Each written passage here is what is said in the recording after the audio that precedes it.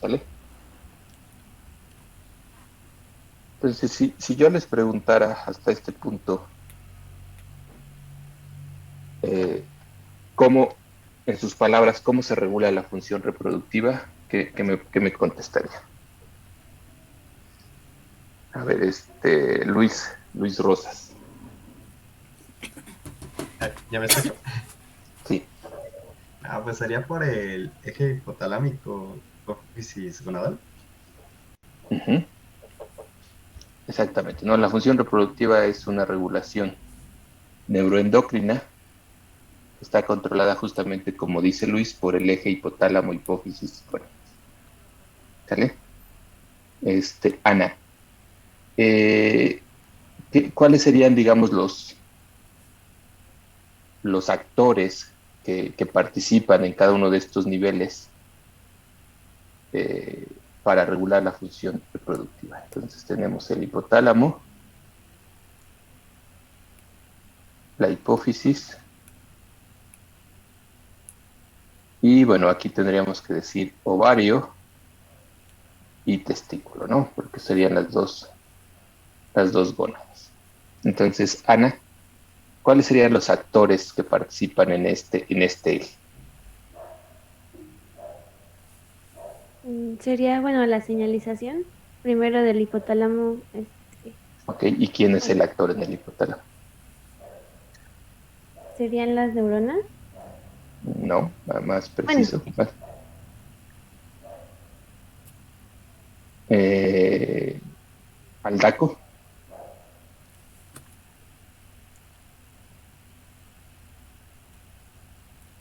Aldaco, Mariana. GNRH. Exactamente. Entonces, en el hipotálamo tenemos un grupo de neuronas que producen GNRH, que significa que Ana Cruz López,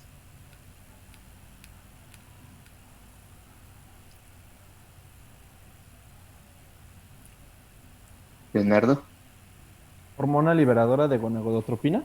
exactamente, gonadotropin release hormone, ajá, hormona liberadora de gonadotropinas. Y en la hipófisis, ¿quiénes serían los actores?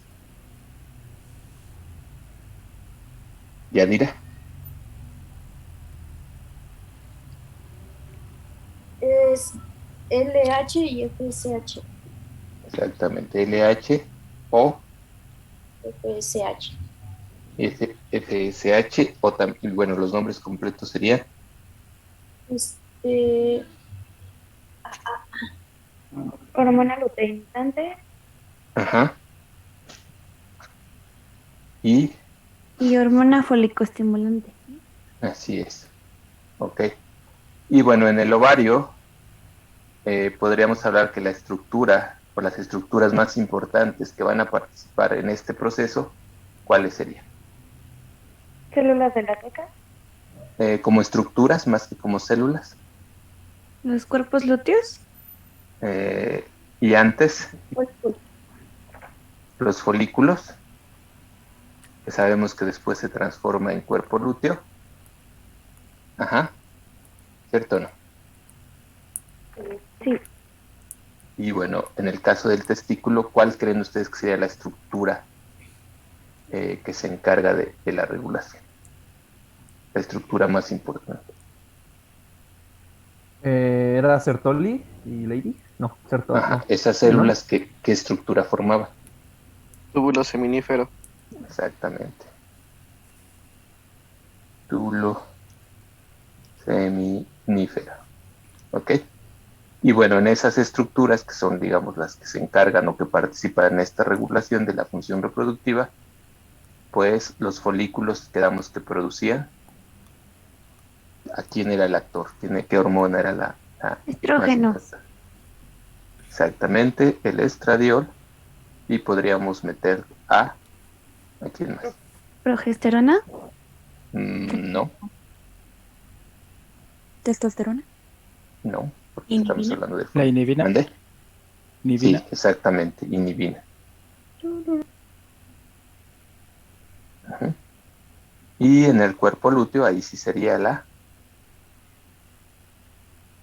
progesterona. exactamente, la progesterona. Y en el caso del túbulo seminífero tenemos igual dos hormonas importantes. Básicamente sería La testosterona. y también la inhibina, ¿no? ¿Sale? ¿Vamos bien hasta aquí? Chicos, Sí. ¿hasta aquí alguna Sí. duda? No. No, vamos bien, Doc. Y bueno, ¿qué es lo que estuvimos repasando a lo largo de todo el módulo? Es que la GnRH es liberada por neuronas localizadas ¿dónde? ¿En el hipotálamo? ¿En qué parte del hipotálamo? ¿En el núcleo subróptico? No, El adenohipófisis, ¿no? no. Área Esto, preóptica. exactamente. Entonces Área hay un preóptica. grupo de neuronas que están localizadas en el área preóptica, en la parte anterior del hipotálamo. Eh,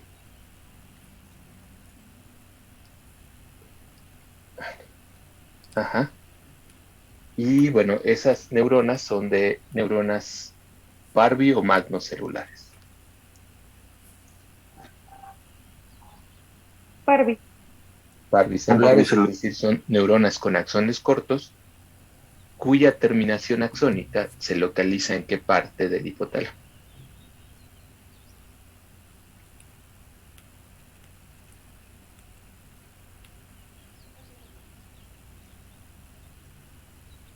¿Nadie? ¿Michelle Ortiz? No recuerdo. Ahí sí En se el- encuentra adenohipófisis. En la eminencia media.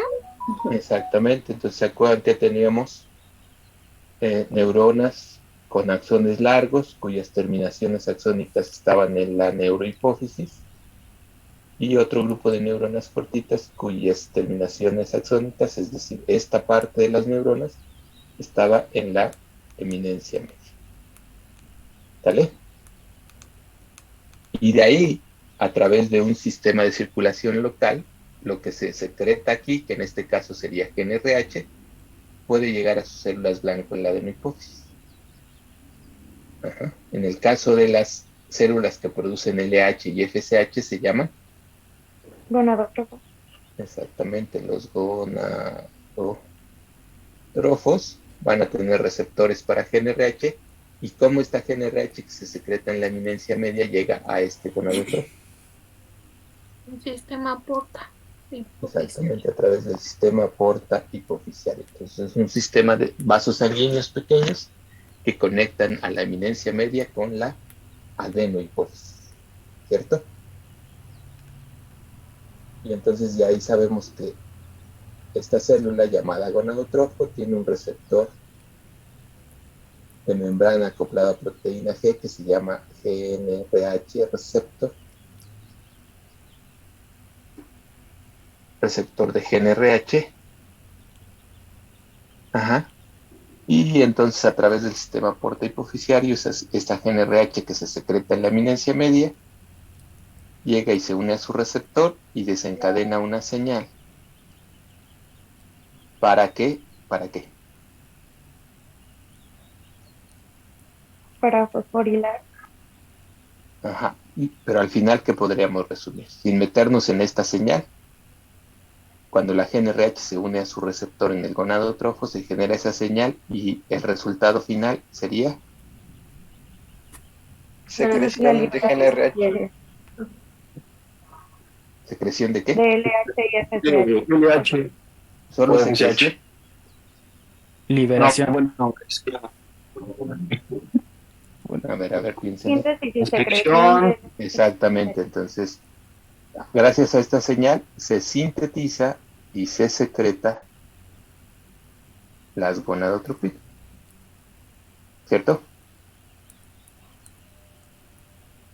¿Sí o no, chicos? Sí. Ok.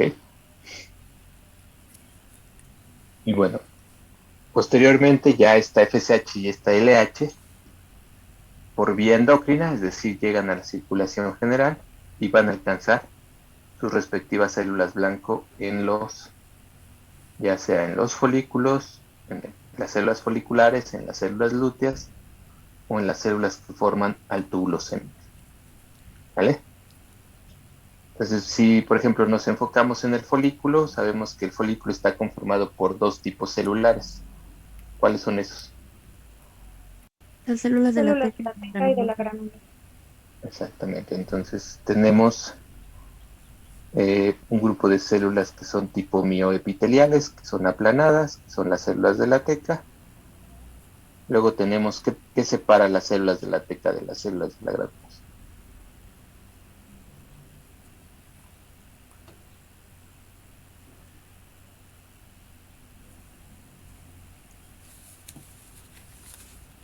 ¿Qué lo separa? ¿Qué estructura separa las células de la granulosa de las células de la teca?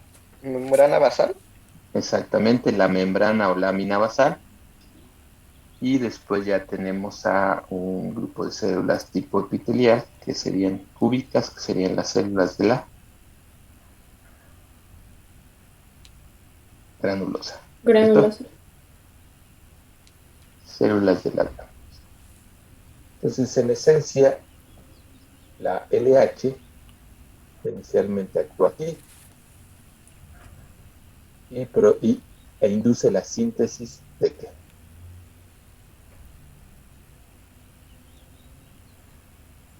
¿Cuál es el principal producto endógeno?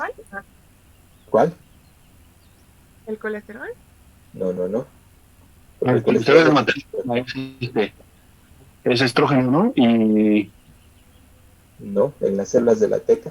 Esa va a generar andrógeno, ¿no, doctor? Exactamente, entonces en esencia se va a generar andrógeno, le vamos a poner testosterona, por ejemplo, y esa testosterona por difusión simple llega a las células de la granulosa, y en las células de la granulosa tanto la FSH como más tarde en el desarrollo folicular la LH van a ocasionar que esta testosterona se transforme en Estrógeno. exactamente. Y ahora sí, estos estrógenos inicialmente se acumulan. ¿En dónde se acumularán? ¿Qué tendríamos acá? El antro folicular. Exactamente, se acumulan en el líquido folicular y después salen al torrente sanguíneo, antro folicular o líquido folicular.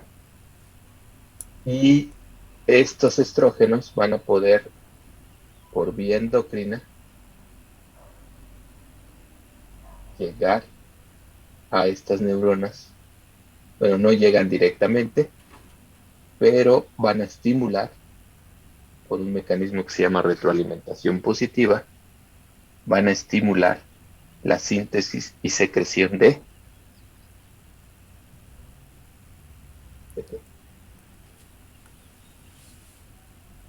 LH. no, porque llegan hasta el hipotálamo. Ah, Tarde sí, pero de manera indirecta. vuelven a estimular la GNRH entonces, ¿no? Exactamente.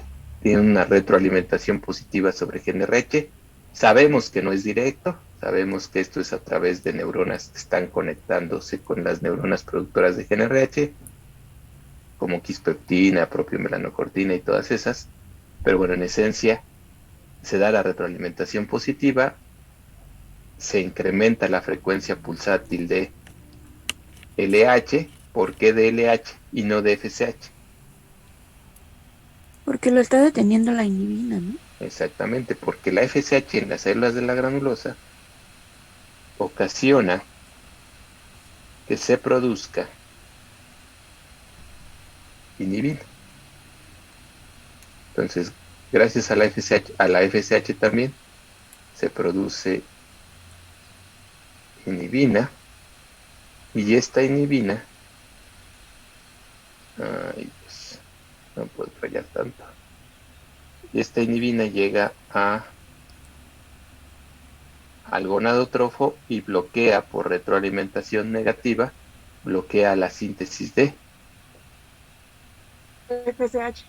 exactamente. Y entonces, como consecuencia de la retroalimentación positiva del estradiol sobre GNRH, se da el pico de LH, y este pico de LH hace que estas células foliculares se transformen en células lúteas. ¿Sí o no?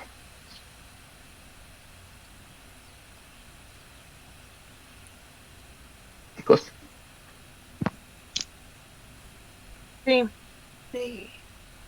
ahí su silencio me indica que hay muchas dudas, entonces es momento de vertirlas. No son tanto dudas, de más que estamos así como, sí es cierto. Entonces aquí era para acá y el FC. Sí, no estamos en dudas, ¿no? Estamos como que reconectando. ¿Seguros? Sí, Acuérdense un que poco sí. las preguntas son bienvenidas.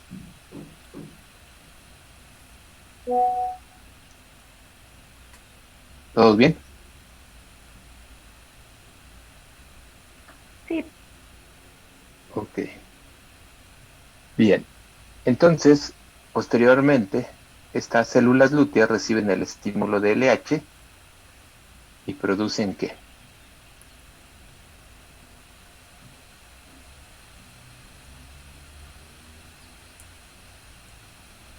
¿Quetzalí?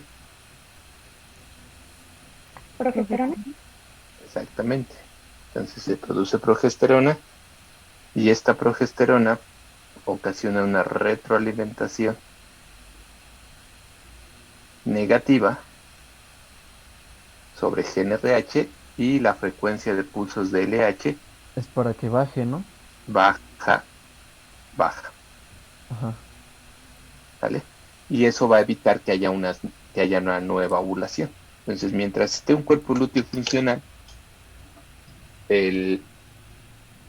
no va a poder haber una nueva ovulación. ¿Ok? Sí. Muy bien. ¿Hasta aquí alguna duda?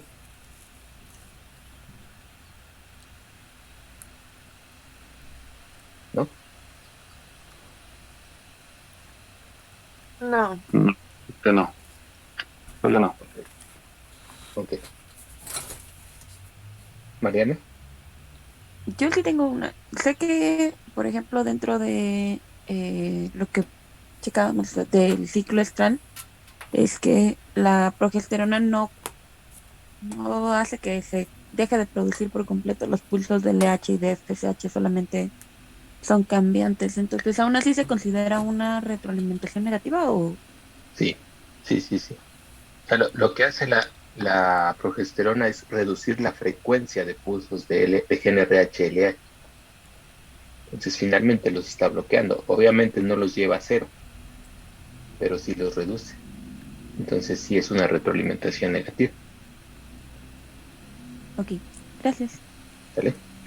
Ahora, ese pico de LH, además de que transforma las células foliculares en células lúteas, ¿qué otra cosa hace?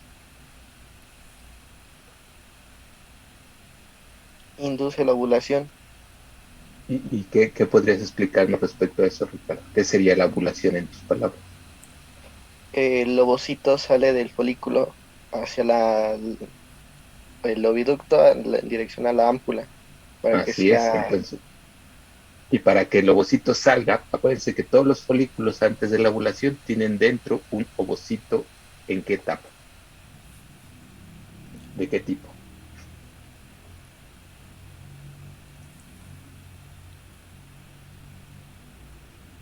Acuérdense de la ovogénesis.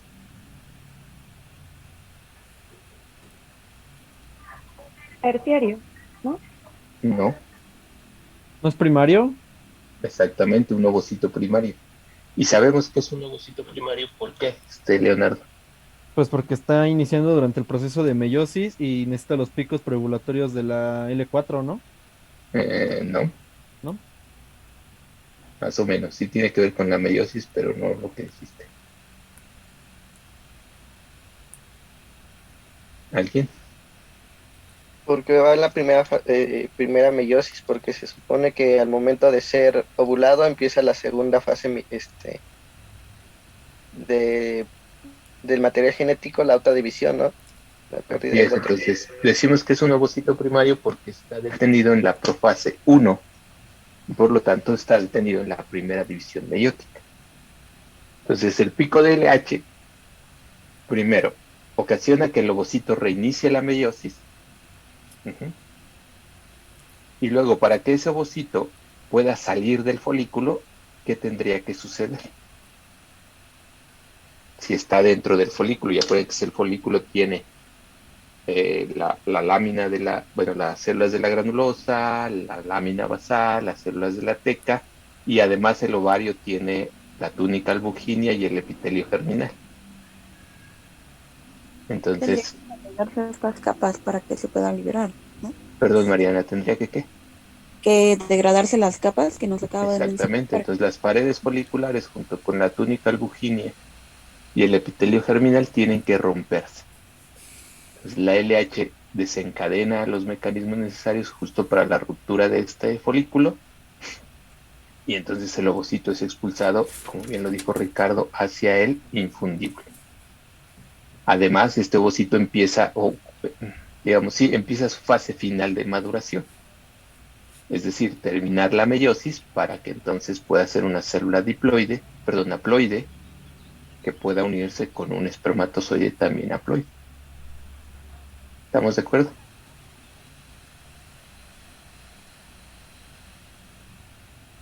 Chicos,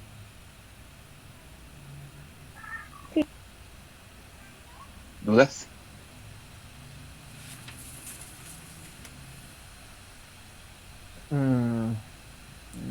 Es que estoy como conectando, pero... O sea, es como que sí le intento conectar, pero más bien es eso, como que... Ok, traten de aclarar sus ideas porque digamos que esto, como les dije desde el principio, pues es la base para entender todo lo que tiene que ver con la función reproductiva. Entonces es importante que todo lo que ahorita mencionamos les quede lo más claro posible.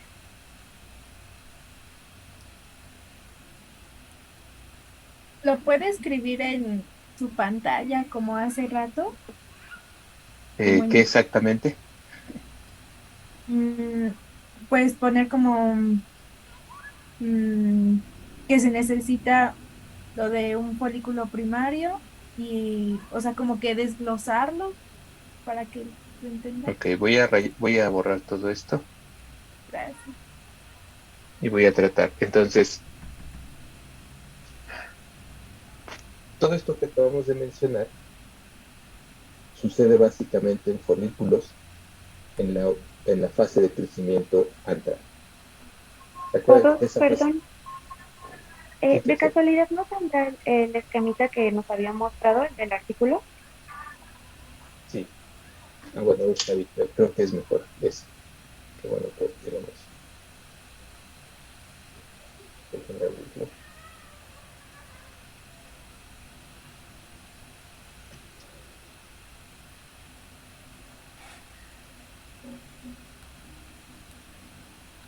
Ok, entonces todo eso que acabamos de mencionar sucede en esencia en la fase final del crecimiento de los folículos, que es la fase de crecimiento de folículos centrales. ¿Sí se acuerdan de eso? ¿Ya lo ven? Ya. Entonces, ¿se acuerdan que tenemos una fase de crecimiento preantral, donde los folículos crecen? ¿Sí ven mi cursor, verdad? Sí, Donde los folículos crecen desde el estadio primordial hasta los folículos centrales pequeños. ¿Sale? Como vemos aquí en esta imagen, en ese crecimiento no participan las gonadotropinas. Básicamente participan otras moléculas que se producen localmente en el folículo. Cuando ya hablamos de todo esto, de la regulación del eje hipotálamo hipófisis gónadas, entonces ya tenemos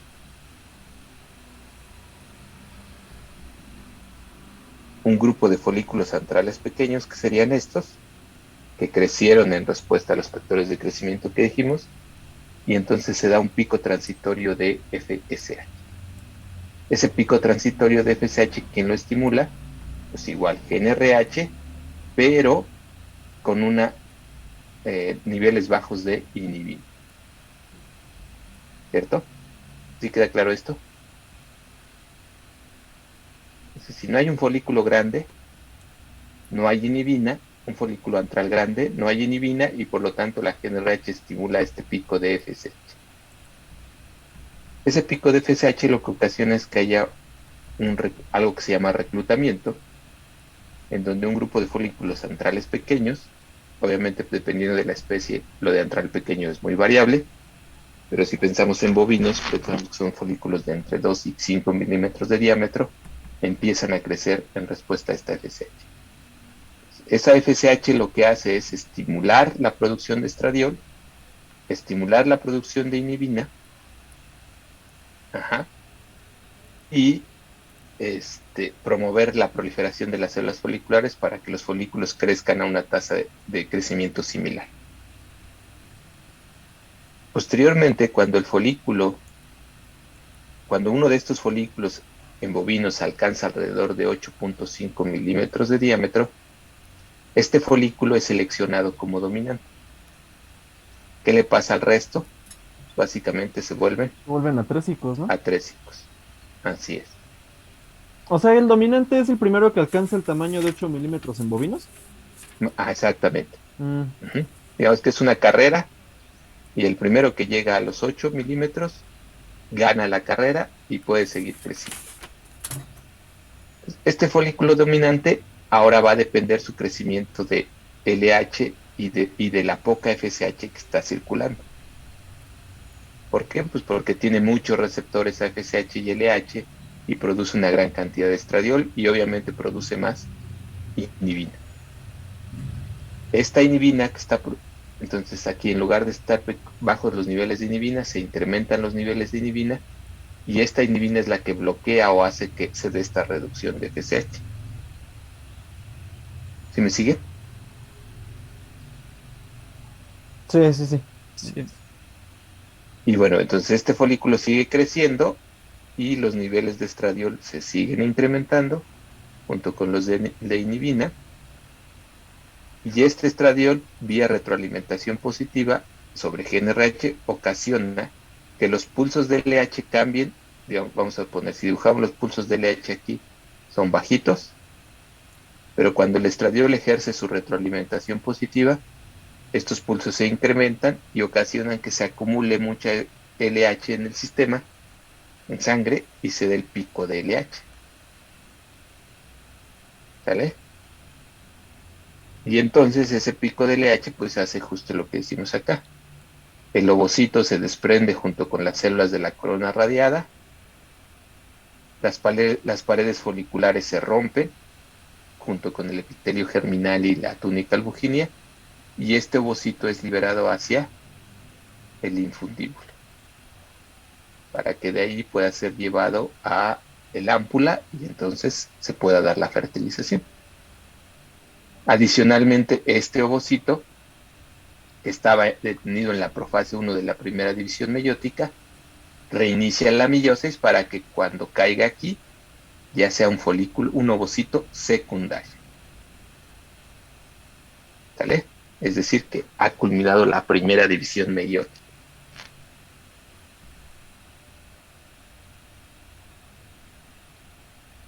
¿Sí queda claro, chicos? Sí, doctor.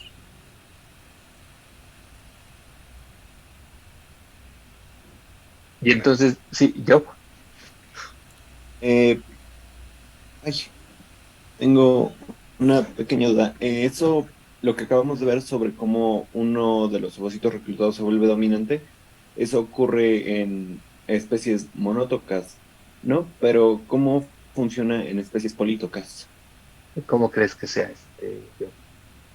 Bueno, quiero suponer que de todos los ovocitos que son reclutados, así como el... No son ovocitos, yo. ¿Serían?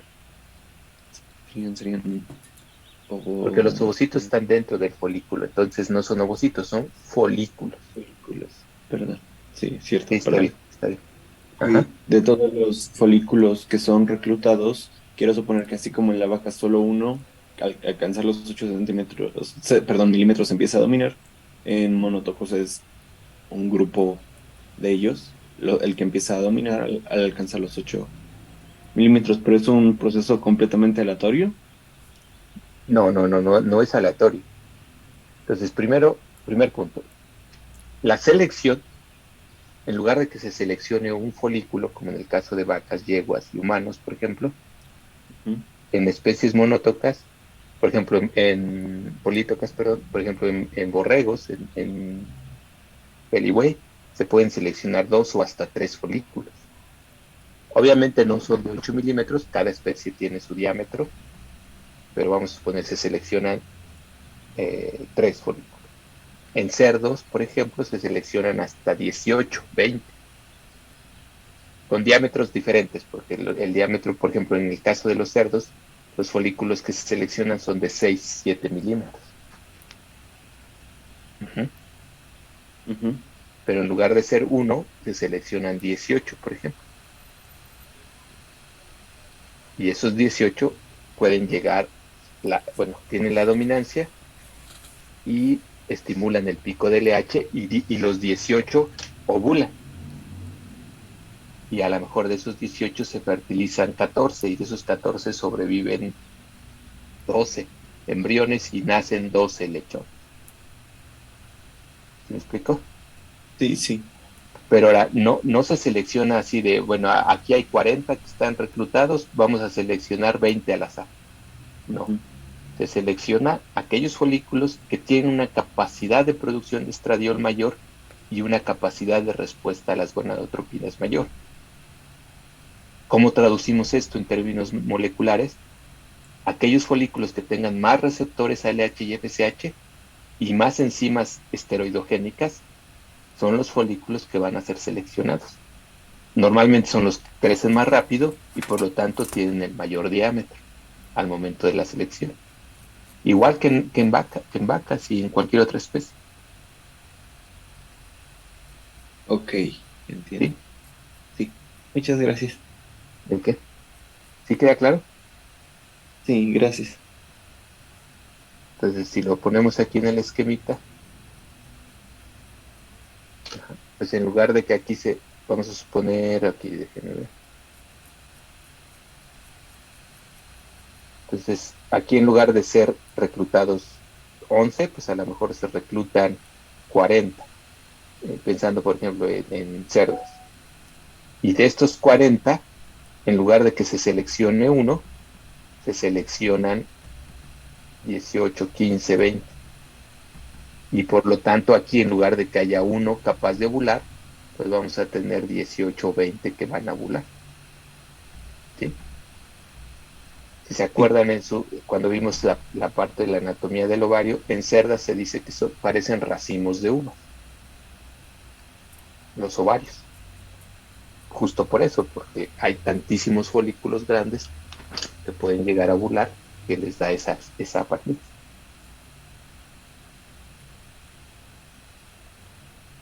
¿Sí quedó claro? Sí, doctor. Gracias.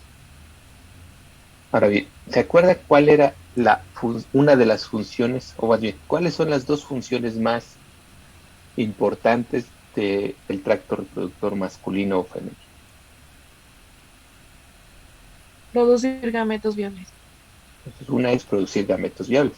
Entonces, gracias a este mecanismo que ahorita acabamos de mencionar, las hembras pueden estar produciendo gametos viables. ¿Cómo?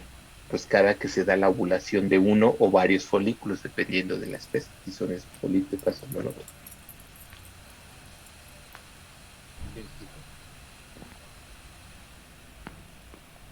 ¿Y cuál era la otra función?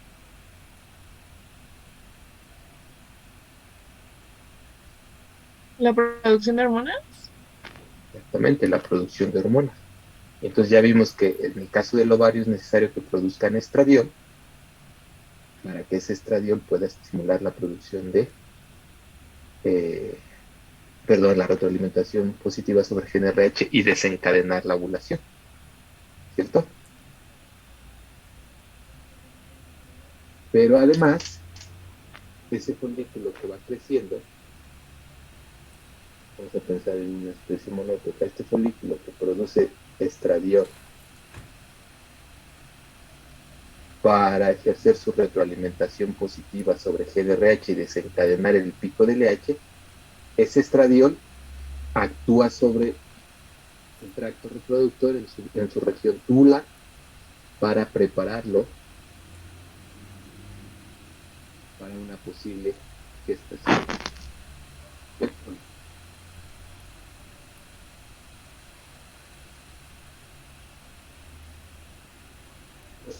¿Les queda clara esta idea o suena raro?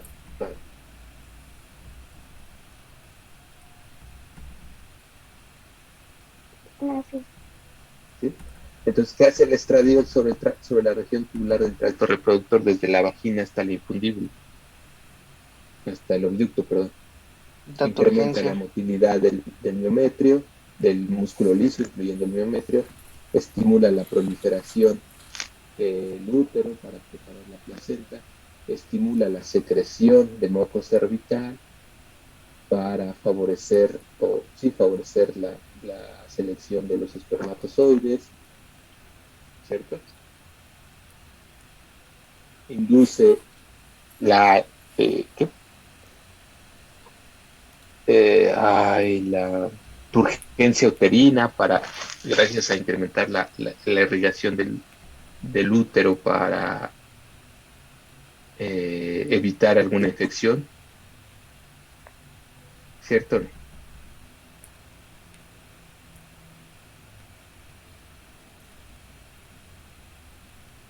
Chicos, Sí.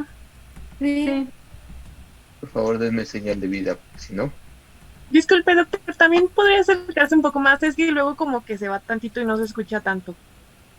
¿podría yo qué, perdón? O aplasta su micrófono. Ajá, no sé qué haga, pero no se escucha tanto, como que se aleja o no sé. Pues tengo aquí Pensé que era mi internet. De hecho, hasta me tuve que cambiar al teléfono. Voy a apagar mi cámara porque igual mi internet no aguanta y esperemos que eso ayude. Ok. Entonces decíamos que ese estradiol actúa sobre la región tubular del tracto reproductor y básicamente va a actuar sobre el músculo liso para inducir contracción. Contractibilidad del músculo liso desde el oviducto hasta la vagina. ¿Para qué es importante esta contracción? Pues para el transporte de gametos. ¿Cierto? Es decir, para que el ovocito llegue desde el infundíbulo a la ámpula y para favorecer el transporte de los espermatozoides desde la vagina o desde el útero hasta el ámpula del óvulo. Va a inducir proliferación ¿de qué?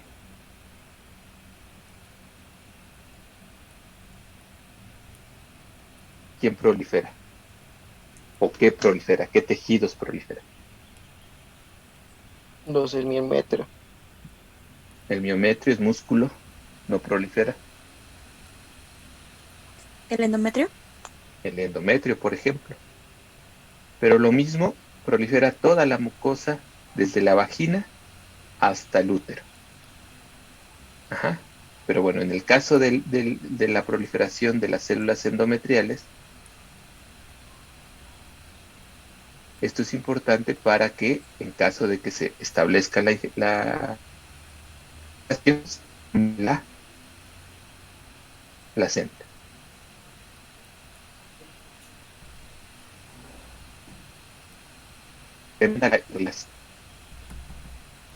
De todo el tracto reproductor y esto ocasiona turgencia uterina y esto es importante para reducir la probabilidad de infección. ¿Cierto? ¿Por qué? Porque en este momento el cérvix, cuando los niveles de estrógeno son elevados, el cérvix está abierto. Déjenme, voy a dejar de compartir. Voy a compartir todo. Entonces, todo esto que estamos diciendo sucedería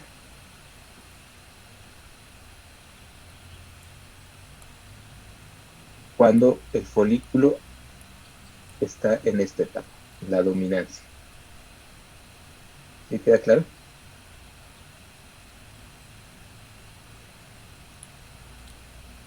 Sí, doc. Ajá.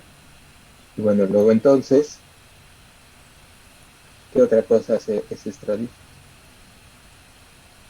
Ya dijimos contracciones, proliferación, induce la secreción de moco cervical, ¿cierto? Entonces ese moco cervical va a ser importante para la selección de espermas. Ujú. Entonces, miren, voy a aprovechar. Creo que por acá tengo un video le decíamos, ¿qué características tenía ese moco ese moco cervical? Era transparente, bueno, completamente transparente. Tenía Ajá. que tener esta como mucosidad, no me acuerdo cómo se le llama esta característica, que es como elástico, viscoso, pues. Y me acuerdo más de estas dos. ¿Alguien más se acuerda? Sí, que era como un hilo y que no se podía romper. Ah, Ajá, ¿y eso esa, pero cómo no me se le acuerdo cómo llamaba? se llama. Bueno, aquí Ah, se los voy a presentar, a ver si ya ven el video. Sí, doctor. Entonces, ese es el famoso moco cervical, que es cristalino e hialinoso. Ajá. Hialinoso se refiere a que, si se dan cuenta ahí, cuando lo estoy jalando, no se rompe, se forma una hebra muy, muy larga. Ajá. Eso es justamente a lo que hace referencia al moco hialino. ¿Ven ahí ese otro video? sí, parece un hilito. Ujú. Y vean lo abundante que es. En todas las especies se produce, pero en el que es más evidente y mucho más abundante, bueno, porque es mucho más abundante justamente es en las vacas. ¿Qué función tiene ese moco? Pues primero, que todos aquellos espermatozoides que no tengan un movimiento rectilíneo uniforme se quedan atrapados en ese moco y entonces son desechados. Evidentemente también sirve para lubricar la vagina y bueno, esas son sus dos principales funciones. ¿Sale?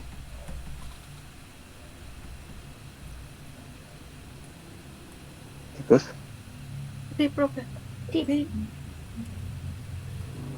Ok, entonces, este estradiol que se está produciendo por el folículo es importante, o sea, vean todas las funciones que tiene. Ujú. Y bueno, a nivel del hipotálamo, va a estimular la retroalimentación positiva sobre GnRH y eso va a ocasionar entonces que pase con la frecuencia de LH. ¿No es donde tiene que bajar? ¿Se ¿Baja la tiene que llegar, frecuencia? No. entonces aumenta? Va a aumentar, ¿no? Si es Aumenta. retroalimentación positiva, pues evidentemente aumenta Ah, la sí, tiene que frecuencia. aumentar, es que no escuché positivo, disculpe. Ujú. Se reduce la amplitud, es decir, los pulsos ya no son tan altos, pero se incrementa la frecuencia. Y eso ocasiona que se dé el pico de LH. LH. Y entonces este folículo va a transformarse, bueno, ya dijimos, se van a romper las paredes foliculares, el ovocito va a desprenderse y va entonces a ovular. Y entonces se va a transformar en En un cuerpo lúteo. cuerpo lúteo. ¿Sí vamos bien?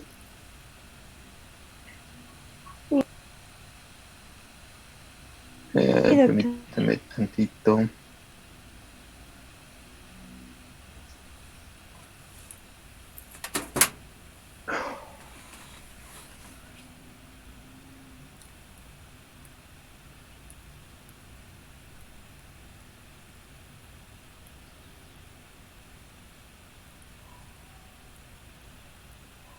Ok, ok, ok.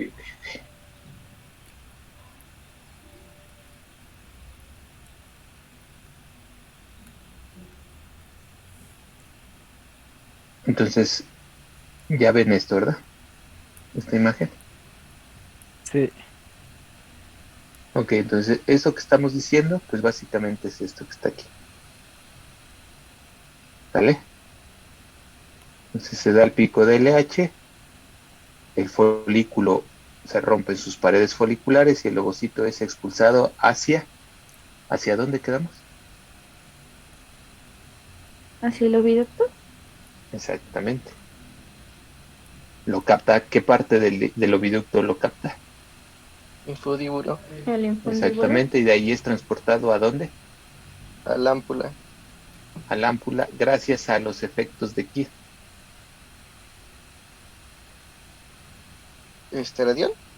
Del estradiol, que induce contracciones del músculo liso oviductual y ocasiona la motilidad de los cilios del oviducto, y entonces el ovocito es transportado hacia el ámpula, ¿cierto?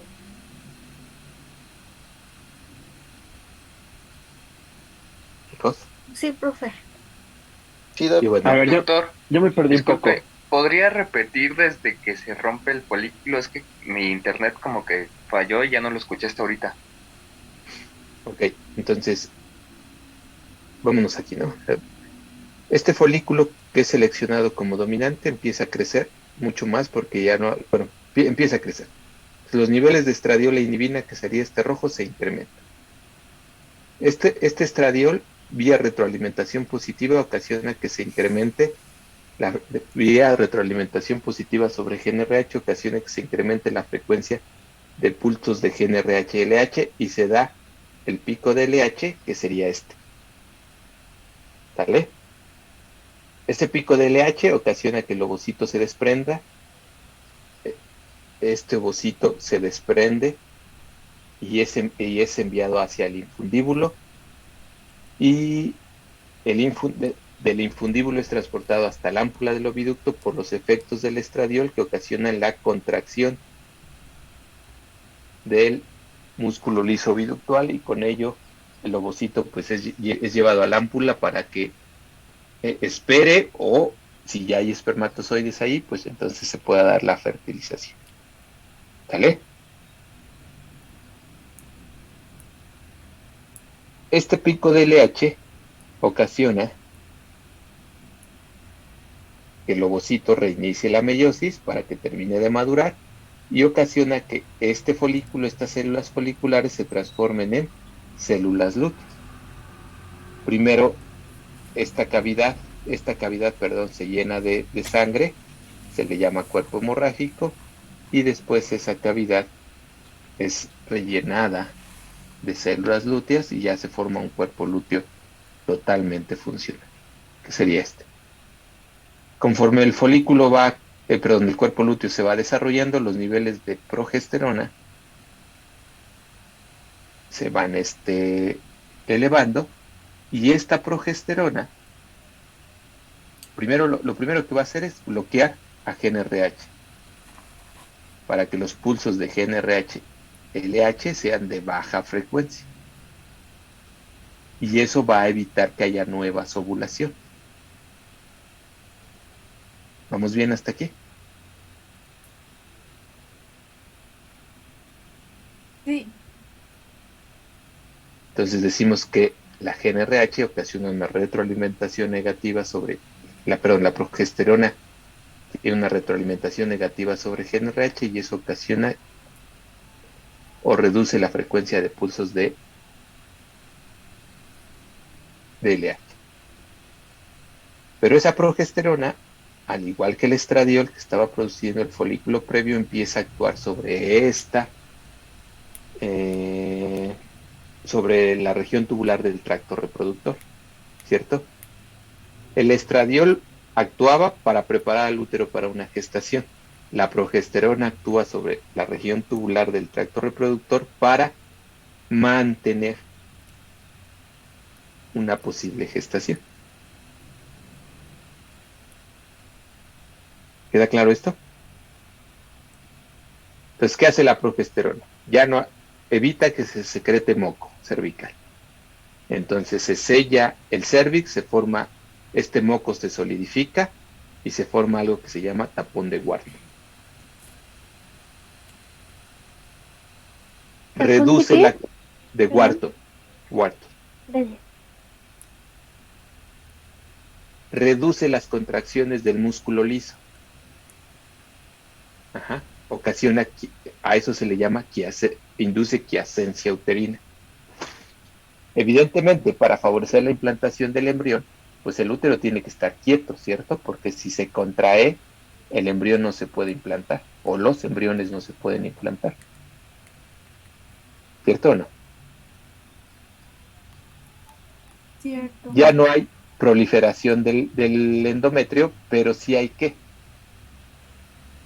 Entonces no hay proliferación, pero ¿qué induce?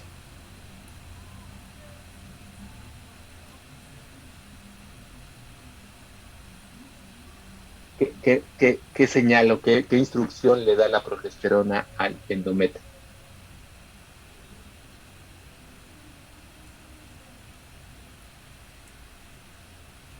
Engrosarse. No, el engrosamiento fue por el estradiol. Que ya no se mueva. Ya Eso es quiescencia uterina, reduce las contracciones del músculo liso.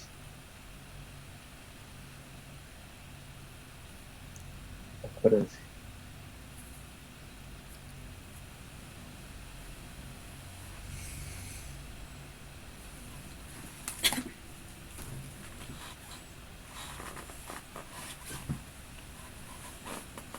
¿Sí? ¿Ya se acordaron?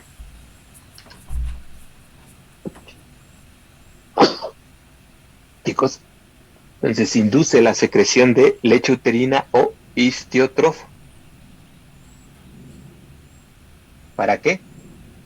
Para nutrir al embrión en caso de que se forme un embrión y baje. ¿Sí, chicos? Sí. Y bueno, reduce la irrigación, reduce el flujo de sangre hacia el útero. Y bueno, ¿para qué? Pues incluso para reducir la llegada de células del sistema inmune y que no vayan a confundir al embrión con algún agente extra. Permítanme un segundo, por favor, chicos.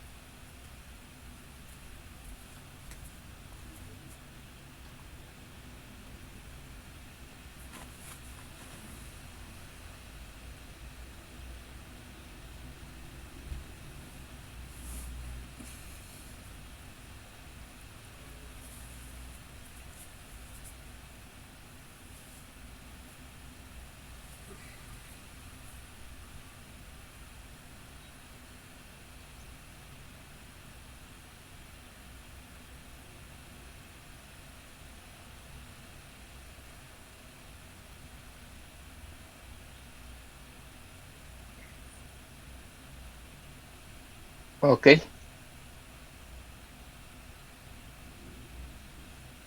¿Hasta aquí alguna duda?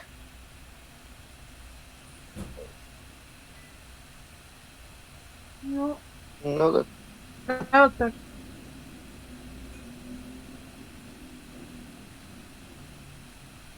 Ok. Entonces, pues si se dan cuenta, gracias a todos esos efectos, el estradiol y la progesterona pues trabajan en conjunto para poder establecer una posible gestación y luego mantener. La progesterona además pues va a actuar sobre las células, sobre las membranas fetales y sobre el endometrio para permitir la implantación y la formación de la placenta.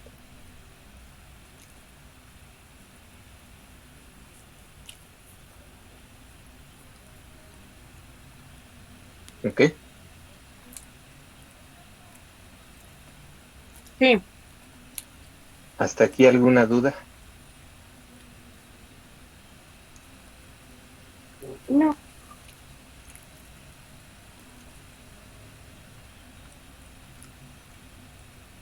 Ok. ¿Qué otra cosa vimos? Si se dan cuenta ahorita de alguna u otra forma ya hablamos de lo que es el ciclo estral. Evidentemente, creo que eso fue lo último que vimos. Vamos a retomarlo para cada una de las especies, pero es importante que nos quede claro qué hace cada una de las hormonas. Me refiero a estradiol y progesterona, qué hacen sobre el tracto reproductor y cómo eso va a favorecer o a incrementar las probabilidades de que se establezca una gestación. ¿Qué pasaría si durante la fase, déjenme otra vez poner,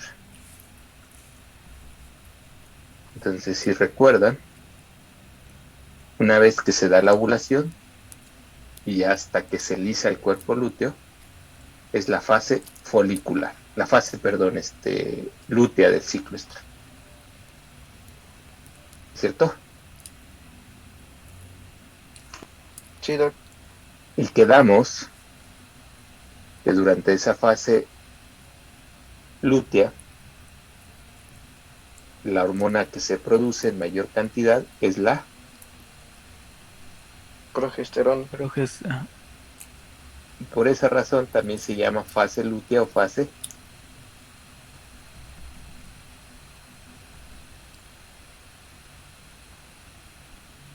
¿qué? Fase lútea o fase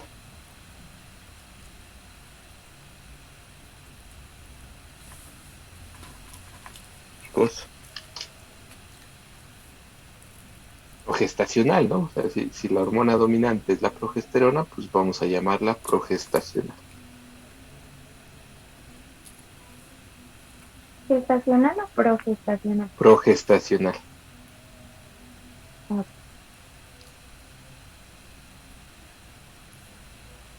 Y esa progesterona, tenemos que induce la secreción de leche uterina o histiotrofo y también por eso se llama fase secretora. Entonces, fase lútea, progestacional o secretora son sinónimos. ¿Vale?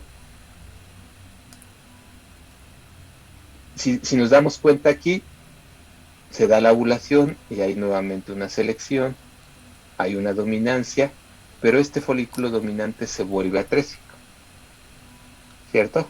Y al volverse atrésico permite que haya una nueva fase de reclutamiento, una selección y una de dominancia. ¿Qué pasaría si por alguna razón uno de estos folículos sigue creciendo? ¿Qué hormonas se producirían en mayor cantidad?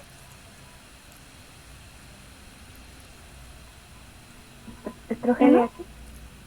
Ajá, exactamente, estradiol, estrógeno. ¿Qué pasaría? ¿Cómo modificaría eso el funcionamiento del tracto reproductor?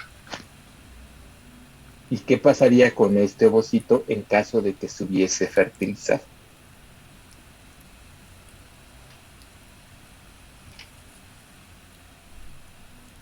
¿Podría haber un aborto? Ok, aborto. ¿Quién dice otra cosa? Absorción embrionaria, ¿no? Ajá. No lo vimos, pero el aborto se considera hasta que ya se forma el feto.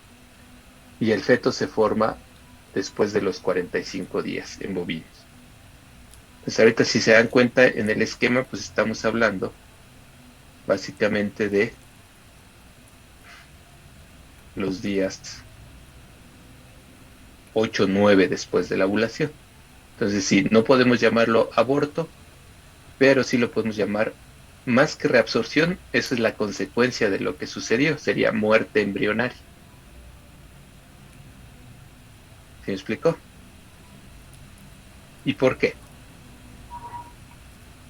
¿Por qué se daría la muerte embrionaria? Porque no hay reconocimiento del mismo embrión. ¿Y por qué no hay reconocimiento del mismo embrión? Acuérdense que lo que aquí estamos teniendo, obviamente sí es hipotético, podría llegar a suceder, sí, es que este folículo, en lugar de volverse atrésico, siguió como dominante y produjo una mayor cantidad de estradiol, más de lo que se permite, digamos. Entonces, ¿por qué se pierde la gestación? Vamos a llamarlo así, muerte embrionaria, o de manera más general, pérdida de la gestación. Porque al aumentar el estrógeno también se aumenta la inulina. ¿Podría ser? No.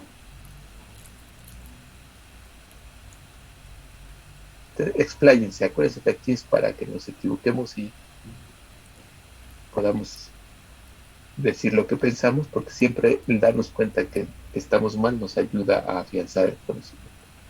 Y aquí nadie los va a criticar. Mariana. Pues sería porque el útero seguiría bajo los efectos del estradiol y seguiría viendo efectos. ¿Qué efectos? ¿A qué te refieres con? Seguiría habiendo contracción, el flujo sanguíneo seguiría pues, igual de alto, no habría como esa iniscencia, o como nos había dicho, uterina. Quiescencia. Quiescencia. Quiescencia. Ok. Eso. ¿Qué opinan de lo que dice Mariana, los demás? Además, el estradiol estaría superando bueno, no sé si pudiera ser posible, pero estaría superando la progesterona y sus efectos serían mayor. Probablemente no podemos hablar si la supera o no, pero el útero, bueno, a ver, ¿qué opinan los demás de lo que acaba de decir Mariana? Pues es que justamente no era eso lo de la quiescencia no era como para evitar también que el mismo sistema inmune atacara a No, realmente sería lo de la reducción de la irrigación. Ana. Podría ser que como sigue con los mismos efectos de irrigación y el engrosamiento del endometrio, pues no puede implantarse se me fue, el embrión en sí, o bueno, el ovocito. El ovocito, gracias.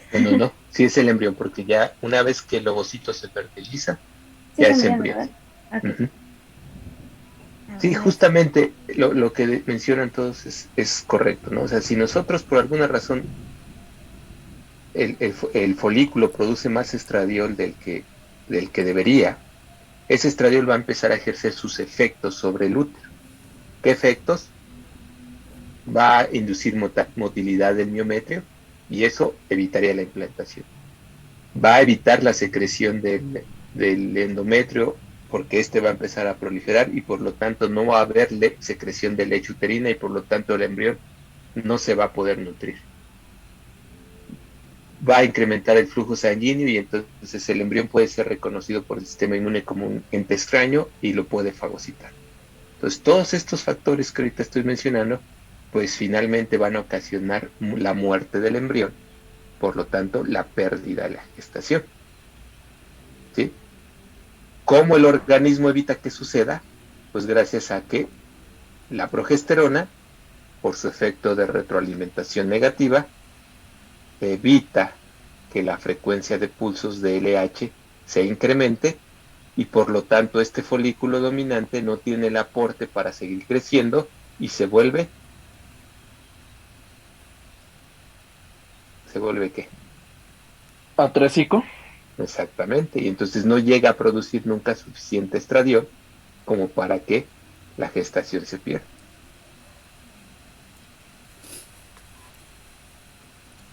Si este ovocito es fertilizado o no es fertilizado, o si es fertilizado pero el embrión se muere por alguna otra razón, incluyendo estas fallas endógenas, durante este periodo no va a haber una señal que evite la secreción de esta hormona. ¿Qué hormona quedamos que era esta? ¿Prostaglandinas? Exactamente, prostaglandina F2 alfa. Esta. Y entonces esa prostaglandina lo que va a hacer es actuar sobre el cuerpo lúteo, va a ocasionar la lisis del cuerpo lúteo,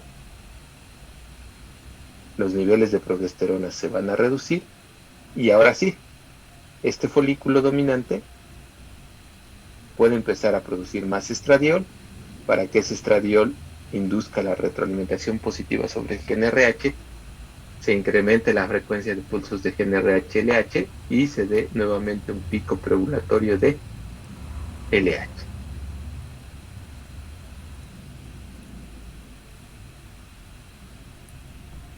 ¿Ya claro, chicos?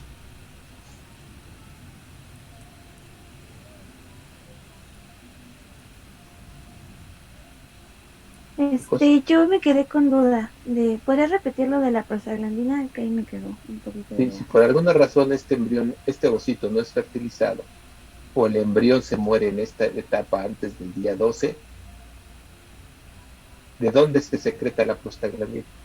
¿Quién secreta la prostaglandina F2A?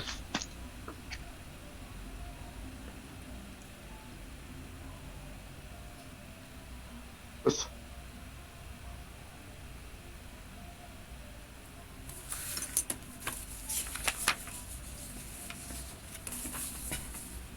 ¿nadie? Según Google, los macrófagos. Tache por preguntarle a Google. No es cierto, está bien. Sí, la secretan los macrófagos, pero en otras situaciones. En términos de reproductivos, ¿quién la secreta? ¿Fosfolipasa? No, la fosfolipasa es la que ayuda a su síntesis, pero ¿qué células? Acuérdense que las hormonas, quedamos que por definición son sustancias químicas o mensajeros químicos secretados por células especializadas. ¿Cuáles son las células especializadas que producen prostaglandina F2 alfa en términos de la función reproductiva?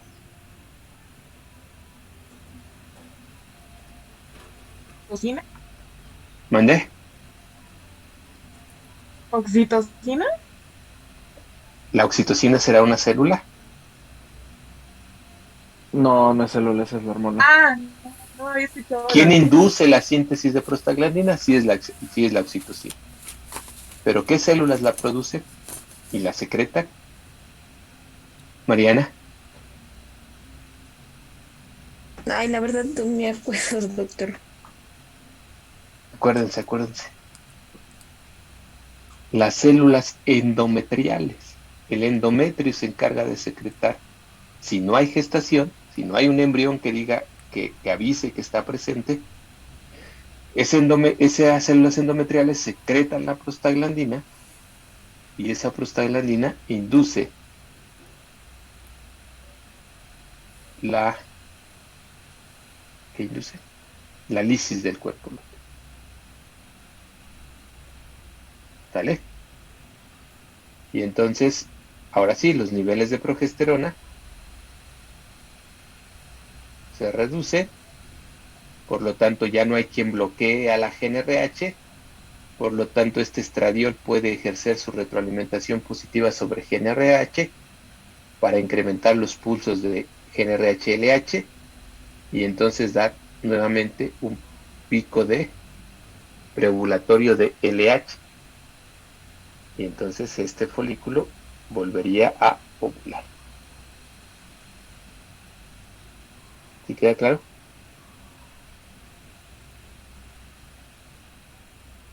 Sí.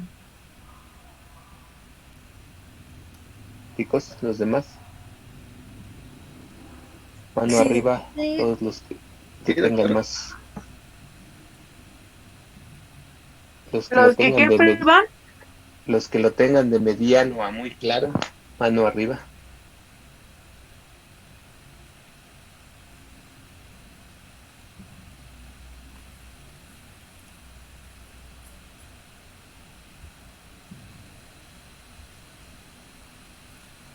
Ok.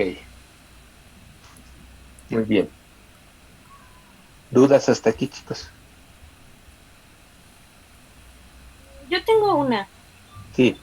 En caso de que, por ejemplo, nos dio el ejemplo de la muerte embrionaria, pero puede pasar en otras etapas de la gestación, el crecimiento de otro folículo.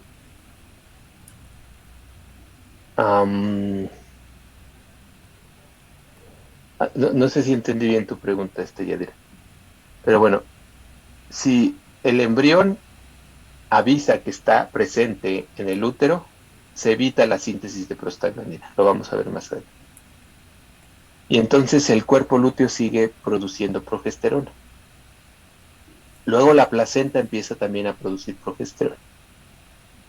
Entonces, en condiciones normales, mientras el cuerpo lúteo y la placenta produzcan progesterona, sí va a haber olas de desarrollo folicular, va a haber folículos dominantes, pero estos folículos dominantes nunca se van a desarrollar lo suficiente y por lo tanto no van a producir suficiente estradiol. ¿Por qué es importante esto? Pues justamente para evitar que haya una pérdida de la gestación. Porque ya vimos que un exceso de estradiol en el sistema va a ocasionar la pérdida de la gestación. ¿Sí, Yadira? Sí. Vamos a ver que puede existir otros factores que tienen que ver con metabolismo o factores infecciosos que pueden ocasionar la pérdida de la gestación, ya sea en la etapa embrionaria o en la etapa fetal. Pero ya digamos que esas son cuestiones anómalas. ¿Ok? Sí, gracias, doctor. Muy bien. ¿Más dudas?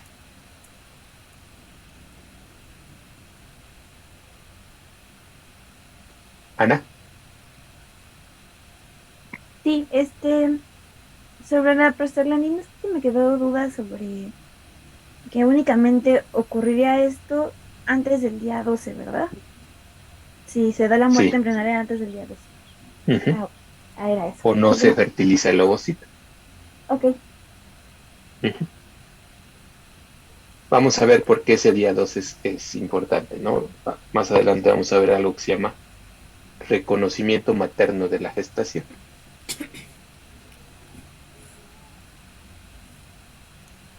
¿Dudas, chicos? No, profe.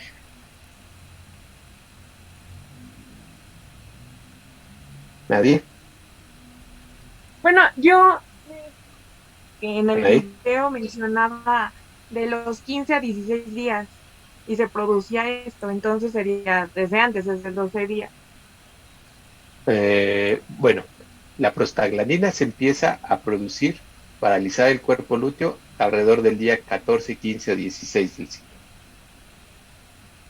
Pero la señal que va a evitar esa lisis en caso de que haya una gestación empieza desde el día 12. ¿Sí, Anaí? Sí, gracias. Sí, mira, vamos a ponerlo aquí. Entonces, ¿se dan cuenta? Esta mayor producción de prostaglandina que está aquí esquematizada, pues es alrededor de los días 14, 15, 16. Pero cuando este embrión, este ovocito es fertilizado, entonces se produce un embrión. Ese embrión llega al útero más o menos en el día 17 y empieza a desarrollarse. Entonces, para evitar la lisis del cuerpo lúteo y que la gestación se mantenga, ese embrión por ahí del 10 al 12 empieza a producir una sustancia que se llama INFT, interferón tau. En el caso de bovinos, para las otras especies vamos a ver que hay otras moléculas, pero más o menos a partir del día 12 es importante que ese embrión empiece a mandar las señales que eviten que el endometrio secrete prostaglandina. ¿Ok?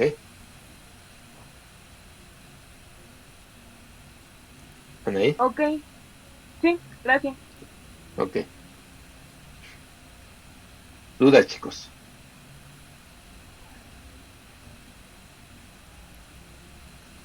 No, sí. ¿No? Bien. Pues creo que esto es un buen, o espero yo, un muy buen repaso de todo lo que hemos visto hasta ahora. No sé si tengan alguna duda sobre algún otro tema que hayamos visto hasta ahora.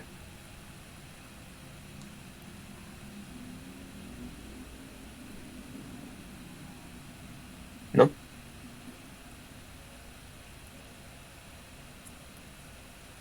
Picos?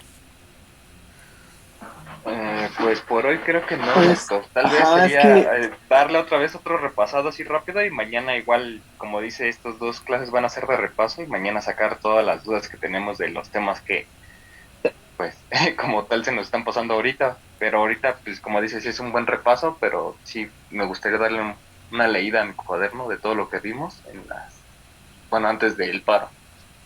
sí, Para justo mañana también sacar es dudas. eso.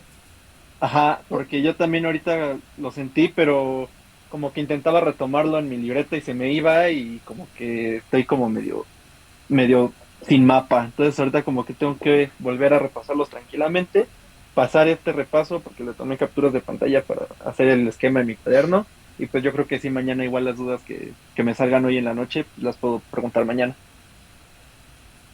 Ok, ok. Les voy a pedir un ejercicio para el día de mañana. Me lo van a mandar bueno, voy a abrir una carpeta de Drive que diga ejercicio no sé qué. Y ahí lo van a subir antes de que inicie la sesión.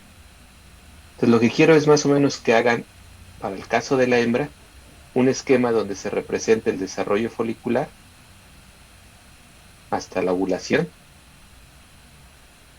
y que traten de hacer igual sobre el esquema qué efectos tiene el estradiol sobre el tracto reproductor y luego una vez que este folículo se transforma en cuerpo lúteo, qué efectos tiene la progesterona sobre el tracto reproductor.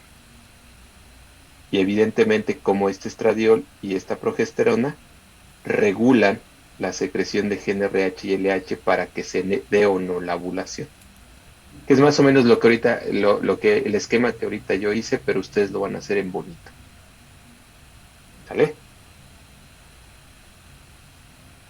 Sí, ¿Queda claro?